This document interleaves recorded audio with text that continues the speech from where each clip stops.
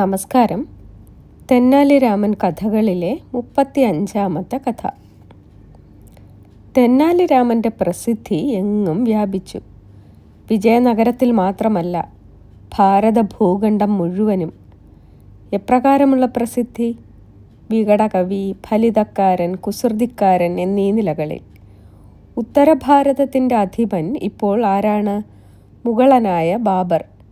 രാമൻ്റെ നേരം പോക്കുകൾ പരീക്ഷിച്ചറിയണം. അതായിരുന്നു ബാബറുടെ ആഗ്രഹം. മുഗള ചക്രവർത്തി കൃഷ്ണദേവരായർക്ക് ഒരു കത്തയച്ചു. 1 മാസത്തെ താമസത്തിനായി രാമന് ഡൽഹിക്ക് അയക്കണം.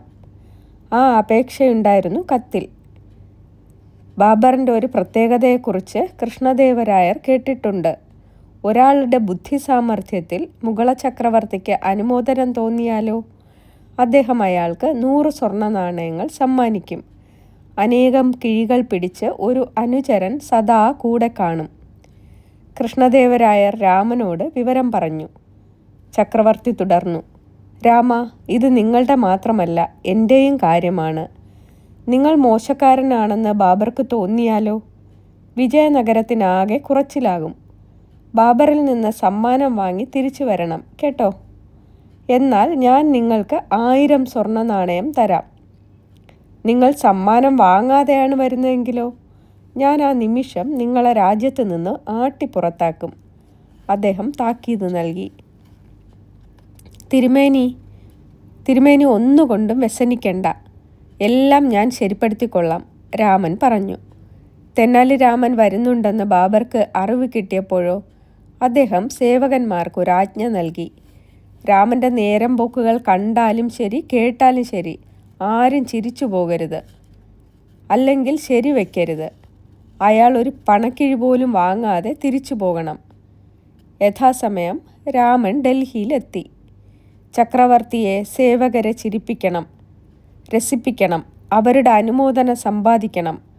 ആദ്യ ദിവസം തന്നെ രാമൻ അതിനായി ശ്രമം നടത്തി. ആ ശ്രമം വിഫലമായി. അടുത്തുള്ള ദിവസങ്ങളിൽ രാമൻ ഏറ്റവും കഠിനമായി ശ്രമിച്ചു. അറിയാവുന്ന അടവുകളെല്ലാം പ്രയോഗിച്ചു. 15 ദിവസം അങ്ങനെ കഴിഞ്ഞു.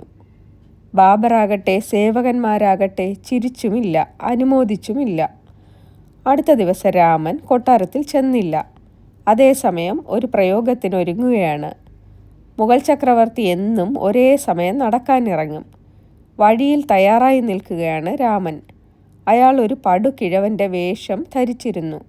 ആര് കണ്ടാലും തിരിച്ചറിയുകയില്ല, അത്ര പ്രഗത്ഭമായിരുന്നു വേഷം മാറൽ.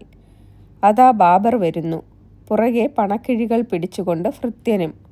അവർ പടുകിഴവനെ സമീപിച്ചപ്പോഴോ പടുകിഴവൻ കുഴി കുഴിച്ച് പുളിങ്കുരു നടുന്നു. ഹേ, നിങ്ങൾ എന്താ ചെയ്യുന്നത്? തിരുമനസേ, ഞാൻ കുറേ പുളിങ്കുരു നടുകയാണ്. ഈ പ്രദേശങ്ങളിൽ പുളിമരമില്ല. കുറേ വർഷം കഴിഞ്ഞാൽ നല്ല ആദായം കിട്ടും.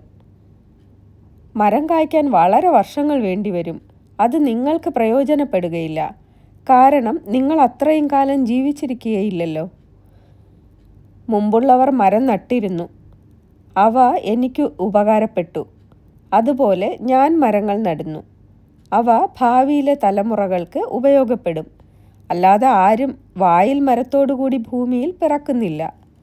വയസ്സാ, നിങ്ങൾ പറഞ്ഞത് എത്ര ശരി, എനിക്ക് വളരെ ബോധിച്ചു. ഇതാ ഒരു പണക്കിഴി വാങ്ങിക്കൊള്ളൂ. തിരുമനസേ, സാധാരണയായി മരങ്ങൾ ഫലം കായ്ക്കുമ്പോഴാണ് ആളുകൾക്ക് പ്രയോജനമുണ്ടാവുന്നത്. എന്നാൽ എനിക്കോ മരം നട്ടപ്പോൾ തന്നെ പ്രയോജനമുണ്ടായി. പണക്കിഴി കിട്ടിയല്ലോ. അപരന്മാർക്ക് നന്മ ചെയ്യുമെന്ന് ഒരാൾക്ക് തോന്നിയാലോ അയാൾക്ക് ഗുണം കിട്ടും. അതിപ്പോൾ തെളിഞ്ഞു. ശരിയായ വാക്കുകൾ. ഇതാ ഒരു പണക്കിഴി കൂടി. ദൈവത്തിൻ്റെ മഹിമ ഒന്ന് വേറെ തന്നെ.